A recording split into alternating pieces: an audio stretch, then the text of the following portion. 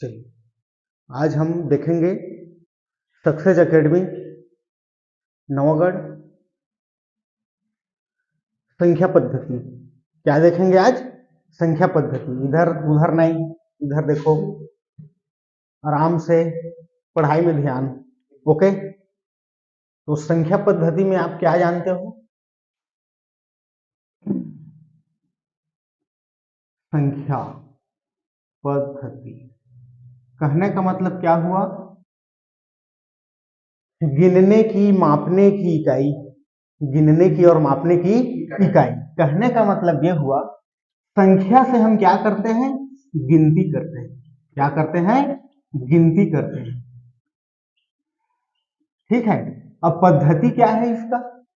पद्धति में वही सी संख्या से जोड़ते हैं, उसी संख्या से घटाते हैं, उसी संख्या से भाग देते हैं। हुआ कि नहीं? तो किसी भी संख्या को हम गिनती के रूप में उपयोग करते हैं और मापन में उपयोग करते हैं। इसमें उपयोग करते हैं मापन में। तो मापन कहने का मतलब क्या हुआ? इंच। क्या होता है? इंच। और गिनती का मतलब क्या होता है? संख्या। गिनती का मतलब क्या होता है? संख्या। तो कोई भी संख्या को यदि मापने के लिए या गिनने के लिए उपयोग करते हैं वो क्या कहलाता है? हमारा संख्या पद्धति। तो संख्या पद्धति में हमें एक चीज को जानना जरूरी है, जैसे 2.334, 3.248, 3.22, ये जो पॉइंट में आता है यह संख्या में नहीं आता। यह संख्या में नहीं आता, यह आता है मापन में आता है। इसमें आता है मापन में। इसमें आता है मापन में। तो मापन कैसे करते हैं? जैसे कोई पानी है, तेल है, लीटर में लेते हैं। तो लीटर में लेते हैं। जैसे हाइट है, क्या है हमारा? हाइट है। तो हाइट को किसको लेते हैं? इंच में लेते हैं, है कि नहीं? फीट में लेते हैं, इतना फीट इतना इंच। मानते हैं कि नहीं? मगर हम उसको क्या करते हैं? संख्या में नहीं लेते। ये मापन के लिए। किसके लिए? यह मापन के लिए। अब आता है आपका गिनती के लिए। किसके लिए? गिनती के लिए। तो गिनती में हम कर सकते हैं 1 है, 2 है, 3 है, 4 है, 5 है, 6 है, 1.5। ये जाता है अनंत तक। कहा जाता है? अनंत तक। कहने का मतलब ये हुआ गिनती की कोई सीमा नहीं है। गिनती की कोई सीमा नहीं है। क्यों? क्योंकि कोई भी चीज को गनते गनते जाएंगे तो अनंत तक है कि नहीं? इन्फिनेटिव है, अनंत है। गिनती का मतलब वही होता है। आई बात समझ में? अब हम देखते हैं गिनती के साथ साथ हमारे जो देश में चलती है दार्शनिक पद्धति। क्या चलती है? हाँ, दार्शनिक पद्धति। क्या चलती है? दार्शनिक पद्धति। दार्शनिक पद्धति में आता है 0, 1, 2, 3, 4, 5, 6, 7, 8, 9। ओके, जिससे हम क्या करते हैं? संख्या बनाते हैं। क्या बनाते हैं? संख्या बनाते हैं। ओके, ये हमारी क्या होती है? दार्शनिक पद्धति होती है, जिसको हम क्या करते हैं? संख्या बनाते हैं। क्या बनाते हैं? संख्या बनाते हैं। संख्या बनाने के लिए हम इसको क्या कर सकते हैं? 0 के साथ, 1 के साथ तो 10 बन गया, फिर 20 बन गया, 30 बन गया, 40 बन गए। क्या बन रहा है? संख्या बना रहे हैं। क्या बना रहे हैं? संख्या बना रहे हैं। तो ये होता है हमारा दार्शनिक पद्धति। हमारा आधार क्या है? 10 है। हमारा आधार क्या है? 10। बस समझ में? अब इससे फिर क्या होता है? हमारा चालू होता है हमारा इसी संख्या से हम क्या बनाते हैं? प्राकृत संख्या। क्या बनाते हैं? प्राकृत संख्या बनाते हैं। क्या बनाते हैं? संख्या। प्राकृत का मतलब क्या होता है? जो पढ़ा लिखा व्यक्ति है और जो पढ़ा लिखा व्यक्ति नहीं है। आई बात समझ में? तो प्रकृति में जो सीखता है कोई भी चीज, जो स्कूल नहीं गया है, कुछ जानता नहीं है, प्रकृति में जो सीखता है उसको क्या कहते हैं? प्राकृतिक संख्या कहते हैं। क्या कहते हैं? प्राकृतिक संख्या। जैसे 1, 2, 3, 4, 5, 6 डैश डैश डैश, ये अनंत तक जाएगा। ये अनंत तक जाएगा। आई बात समझ में? ये प्राकृतिक संख्या है। ये क्या है? सब प्राकृतिक संख्या है। अब इसी को कोई व्यक्ति स्कूल में सीखता है और इसी को कोई व्यक्ति प्रकृति आसपास के वातावरण में सीखता है, माहौल में सीखता है, तो क्या बन गया? प्राकृतिक बन गया। क्या बन गया? प्राकृतिक बन गया। और उस संख्या को हम आसानी से जान लेते हैं, आसानी से क्या कर लेते हैं? जान लेते हैं। उसको हम प्राकृत संख्या कहते हैं। क्या कहते हैं? प्राकृत संख्या कहते हैं। आई बात समझ में? अब प्राकृत संख्या के बाद क्या है? जैसे पूर्ण संख्या ले लीजिए। क्या ले लीजिए? पूर्ण संख्या। पूर्ण संख्या में क्या क्या आएगा? अब उसमें आ जाएगा 0, 1, 2, 3, आपका 4, 5, 6 डैश डैश, ये भी अनंत तक जाएगा, ये भी अनंत तक जाएगा। ये पूर्ण है। ये क्या है? पूर्ण है। 0 के साथ में 1 रह सकता है, 1 के साथ में 2 रह सकता है, 3। ये क्या है? मिक्सिंग होता है। ये क्या होता है? मिक्सिंग होता है। हमें अध्ययन करने में आसानी होता है, इसलिए क्या होता है? यह पूर्ण संख्या के रूप में होता है ना? अब ये क्या होता है? हमारा पूर्ण संख्या बन गया। अब पूर्ण संख्या के बाद, पूर्ण संख्या के बाद में हम ये क्या कर सकते हैं कि संख्या पद्धति में हम स्टार्टिंग हम कहां से करेंगे? संख्या से करेंगे। कहां से करेंगे? संख्या से करेंगे। संख्या का मतलब क्या होता है? अब हमें पता चलना चाहिए प्राकृत संख्या क्या होता है? प्राकृत संख्या। तो प्राकृत संख्या में सबसे छोटी क्या होता है? 1। प्राकृत संख्या में सबसे छोटी क्या होती है? 1 होती है। आई बात समझ में? और 0 क्या होती है? एक 0 क्या होता है? ये इसको प्राकृत संख्या नहीं माना जाता। 0 को प्राकृत संख्या नहीं माना जाता। इसलिए हम क्या करते हैं? 0 को हम क्या करते हैं? साथ में लेते हैं। 0 को क्या लेते हैं? साथ में लेते हैं। तो यहां तक ये होगा। अब संख्या के बारे में हम अब क्या करेंगे? पूर्ण प्राकृतिक संख्या के बाद, इसके संख्या के बाद, प्राकृत संख्या के बाद हम क्या पढ़ सकते हैं? संख्या को, इसको संख्या को कितने भागों में बांटा गया है ना? तो संख्या 2 प्रकार से होता है। इसको मिटा देता हूं, है ना? संख्या, अब क्या होता है? संख्या।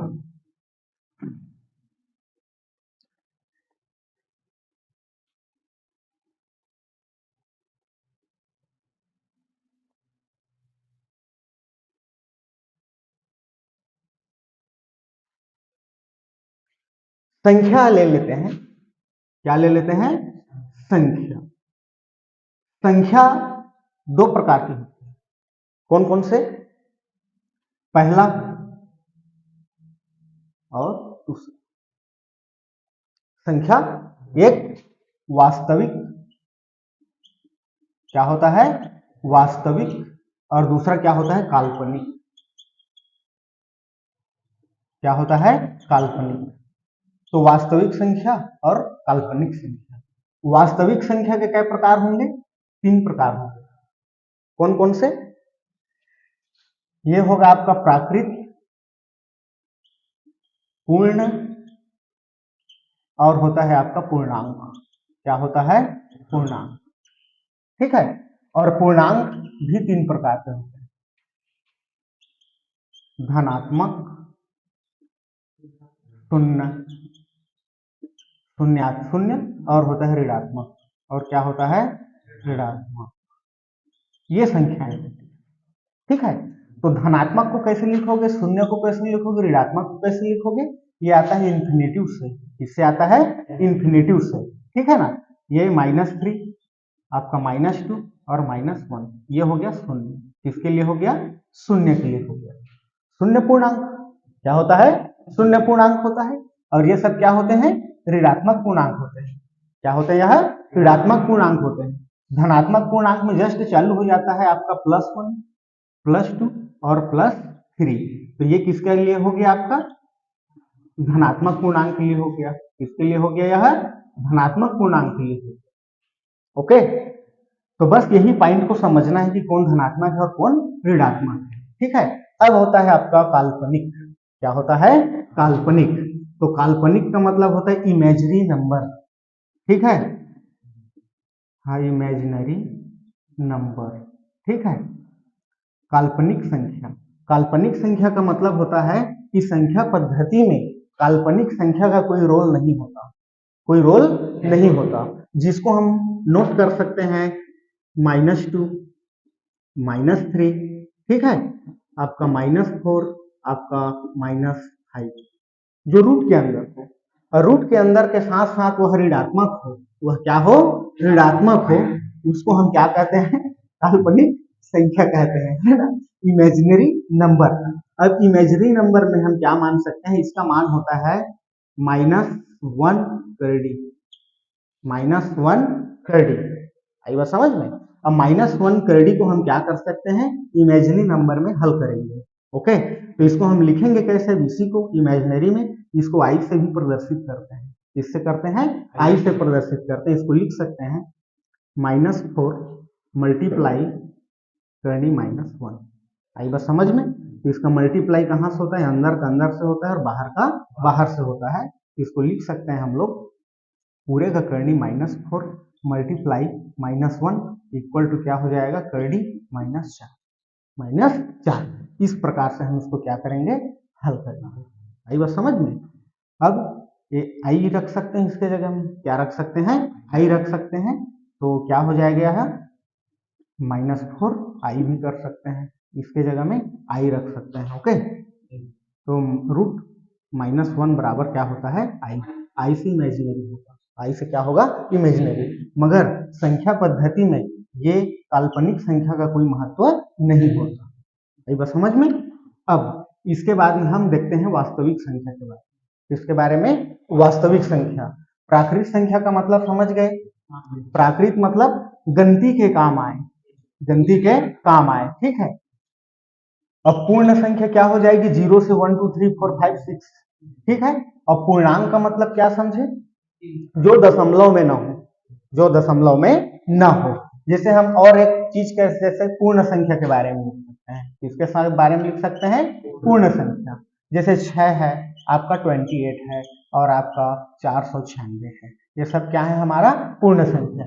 पूर्ण संख्या का मतलब होता है गुणनखंडों का योग, गुणनखंडों का योग। जैसे कि हम शिक्षक को देखते हैं, किसको देखते हैं, शिक्षक को। तो 6 किससे किससे डिवाइड हो जाए, या तो स्वयं से या एक के अतिरिक्त, स्वयं से या एक के अतिरिक्त क्या हो जाए, वह गुणनखंड हो जाए या भाग चला जाए, उसको हम क्या कहेंगे, पूर्ण संख्या। तो इसको हम 6 को हम किससे कर सकते हैं, 2 से निकाल सकते हैं, है ना, 3 से निकाल सकते हैं, एक स्वयं से, एक स्वयं से मतलब अब 6 बाई 6 करोगे तो 1 आएगा ना, इसी वो स्वयं से कहलाता है, क्या कहलाता है, स्वयं से कहलाता है। तो हम इसको और लिख सकते हैं किस प्रकार से, तो 6 को लिख सकते हैं 1 2 3, तो इसको जोड़ देते हैं, क्या कर देते हैं, जोड़ देते हैं, तो 3 हो गया, क्या हो गया 3, कहने का मतलब कितना हो गया है, 6 हो गया। यह पूर्ण संख्या, यह क्या है, पूर्ण संख्या। 28 को कैसे करोगे, अब 28 को अब देखते हैं सोच के, जैसे ये 1 से जाएगा, क्योंकि 28 से 28 करेंगे तो 1 आ ही जाएगा, है कि नहीं।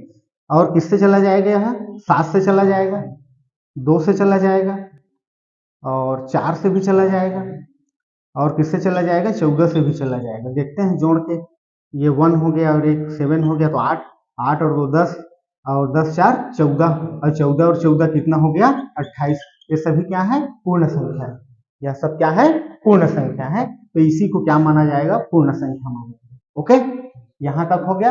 अब आता है पूर्णांक, क्या आता है, पूर्णांक। पूर्णांक का मतलब ये होता है कि वह दशमलव में न हो, वह दशमलव में न हो। जैसे पूर्णांक में आप 6 लिख सकते हैं, 8 लिख सकते हैं, 9 लिख सकते हैं, 10 लिख सकते हैं, है ना।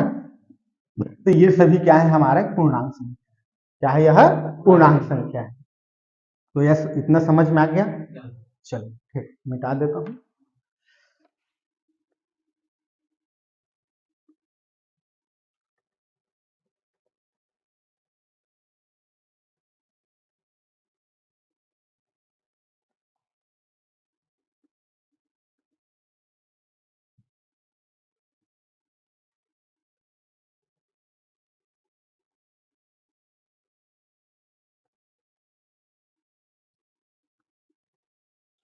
अब इसके बाद देखते हैं भाज्य और अभाज्य संख्या। क्या देखते हैं, भाज्य संख्या,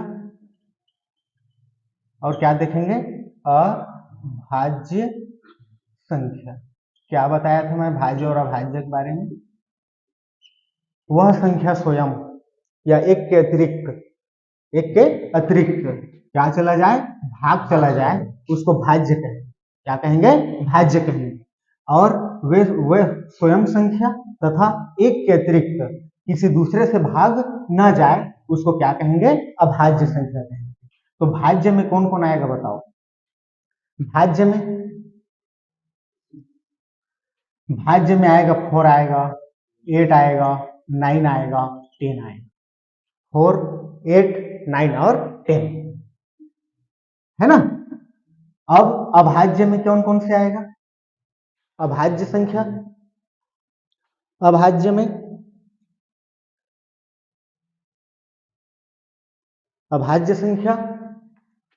2, 3, 5, 7, 11, 13, 17, 19, 20, ये सब क्या हो जाएंगे, अभाज्य हो जाएंगे। ठीक है, तो ये क्या है, सबसे छोटी अभाज्य संख्या है। दो क्या है, सबसे छोटी अभाज्य संख्या है ना। और सबसे छोटी समभाज्य संख्या क्या है, 4। आई बात समझ में। तो सबसे छोटी अभाज्य संख्या 2 और सबसे छोटी भाज्य सम संख्या क्या है, 4 है। आई बात समझ में।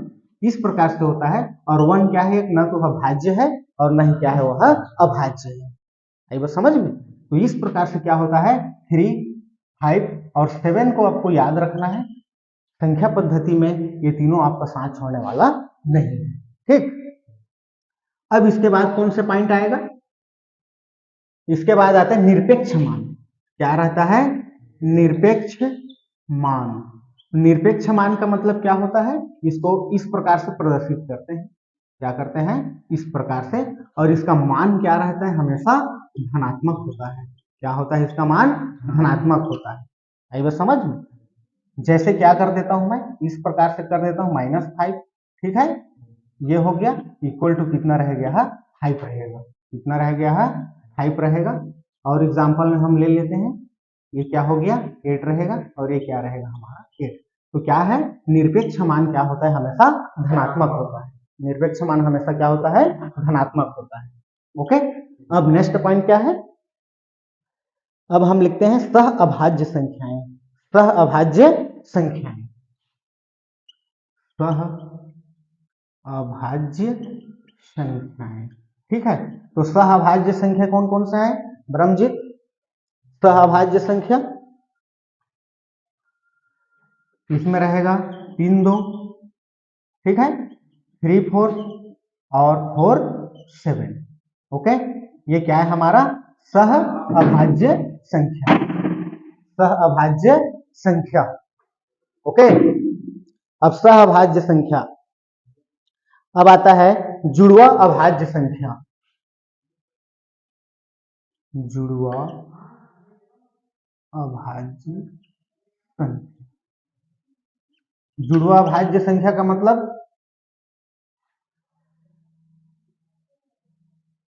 अभाज्य संख्याओं का युग्म।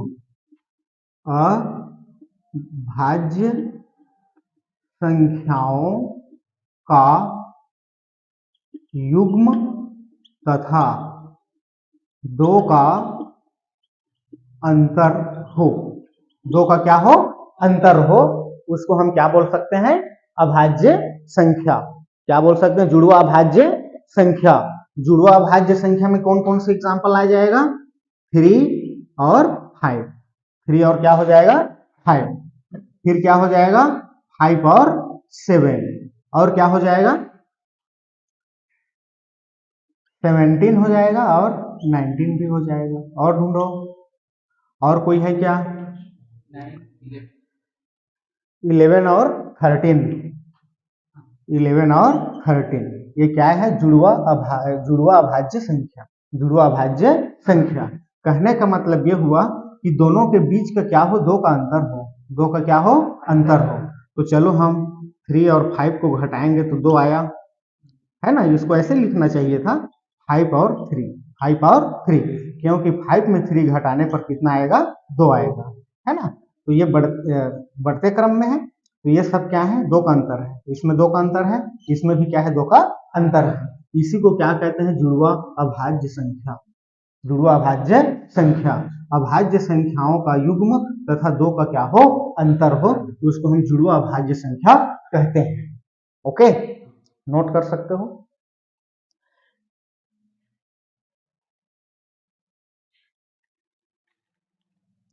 इसके बाद नेक्स्ट पॉइंट हम और डिटेल कर सकते हैं, सम संख्या। क्या कर सकते हैं, सम संख्या, और होता है विषम संख्या।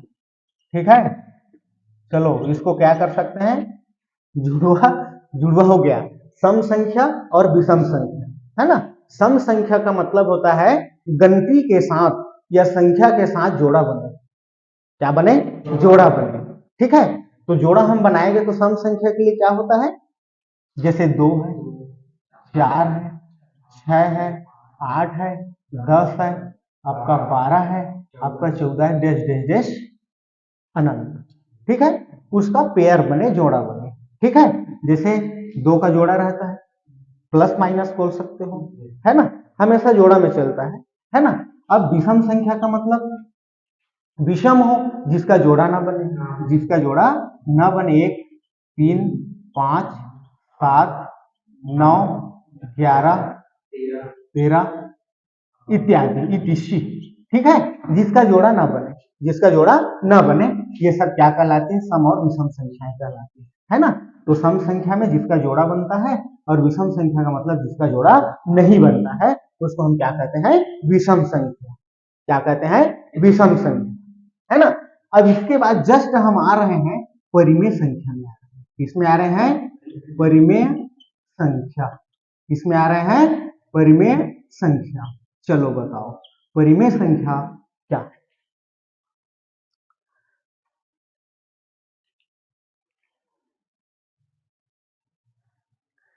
परिमेय संख्या का मतलब होता है अंश और हर के रूप में लिखा जा सके, अंश और हर के रूप में लिखा जा सके, जिसको हम लिखते हैं P बटे Q, P बटे Q। P को हम क्या मानेंगे, अंश, क्या मानेंगे, अंश, और Q को क्या मानेंगे, हर। परंतु Q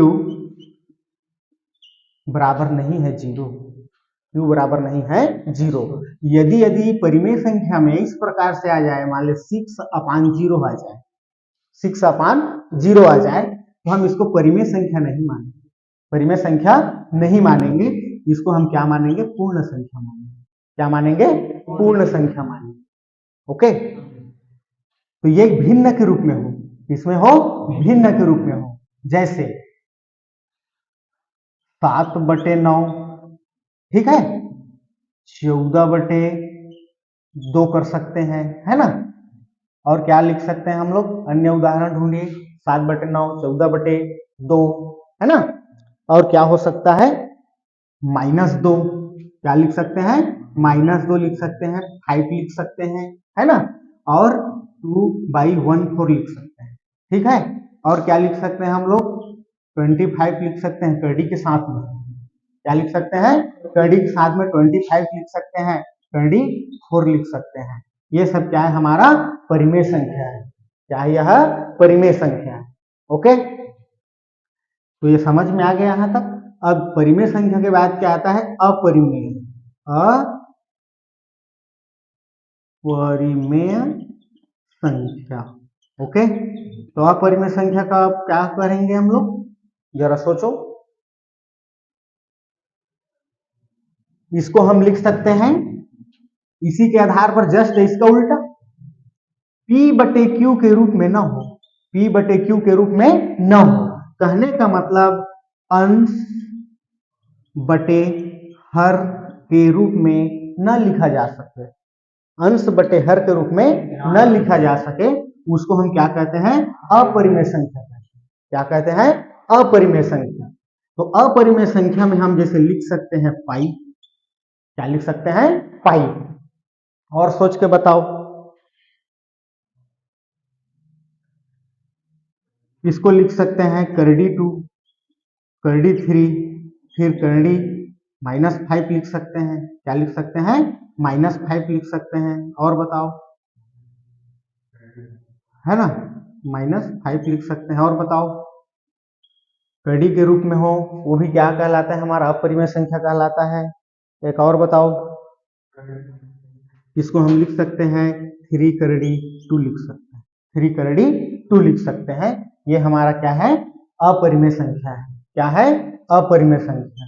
मगर ये तो पाई का मान यदि हम 22/7 रख दें, 22/7 रख दें, एक समझो एक एक्सेप्शन है गणित में। गणित में क्या है, पाई एक्सेप्शन माना जाए, अपवाद माना जाए। कभी कभी 22/7 का प्रयोग करते हैं, मगर वास्तविक मान इसका 22/7 नहीं होता है। इसको जो है गणित के क्षेत्रमिति के पाठ को सरल बनाने के लिए 22/7 का उपयोग करते हैं। आई बात समझ में, है ना, जिसमें हम शंकु पढ़ते हैं, गोला पढ़ते हैं, बेलन पढ़ते हैं।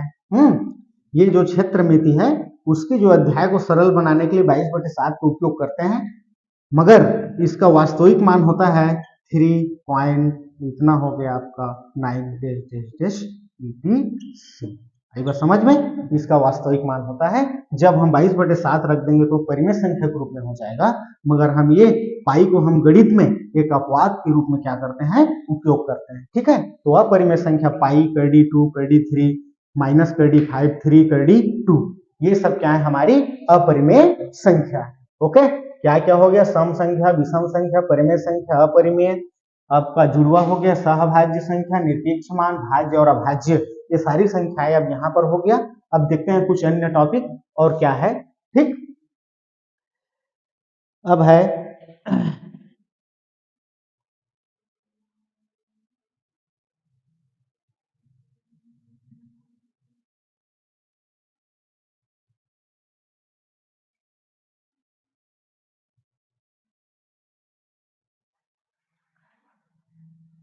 अब वास्तविक संख्या देखते हैं। क्या देखते हैं, वास्तविक संख्या।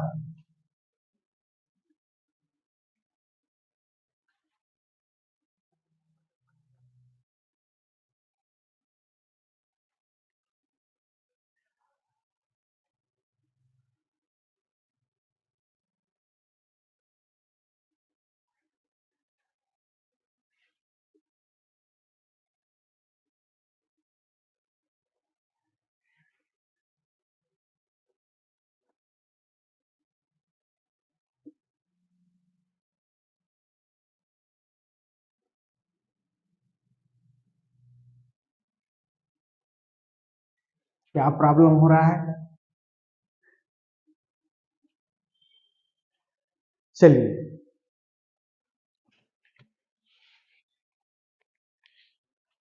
अब थोड़ी बार देख लेते हैं रामानुजन संख्या। क्या देख लेते हैं, हाँ, रामानुजन संख्या। ठीक है, रामानुजन संख्या का मतलब ये होता है, इसको कहते हैं टैक्सी कैब। क्या कहते हैं, हाँ, टैक्सी कैब, है ना, टैक्सी कैब। इसका इतिहास आप लोगों को पता होगा। टैक्सी कैब का मतलब होता है, जो रामानुजन एक वैज्ञानिक था, वो हमेशा क्या है, ऑटो या टैक्सी से सफर करते थे, ऑटो या टैक्सी से सफर करते थे। और वो सफर के दौरान उस टैक्सी के जो नंबर होता था उसको क्या करता था, लॉजिक नंबर बनाता था। क्या बनाता था, लॉजिक नंबर बनाता था। तो लॉजिक नंबर उसको मिला था 4100 और मिला था 1729, 1729। आई बात समझ में, तो ये 1729 और आपका 4104 सफर के दौरान ये दोनों उन लोगों को इतना लॉजिक नंबर मिला कि वो सेटिस्फाइड हो गए। क्या हो गए, सेटिस्फाइड हो गए। तो हम उसको कैसे लिख सकते हैं, आप लोगों को पता होना चाहिए। इसको हम लिखेंगे 12 के घात 3 प्लस 1 के घात 3। ओके, और लिख सकते हैं 10 के घात 3 प्लस 9 के घात 3। इतना का 3 बार गुणा करोगे, फिर इसका गुणा करोगे, जोड़ोगे तो 1729 आपको प्राप्त होगा। आई बात समझ में, तो यही क्या है, हमारा रामानुजन संख्या है। क्या है, हमारा रामानुजन संख्या है। और रामानुजन संख्या जो होता है वो एक टैक्सी कैब है, और यह जिसका क्या है, लॉजिक नंबर है। यह क्या है, उसका लॉजिक नंबर है। यहाँ तक, फिर नेक्स्ट डे।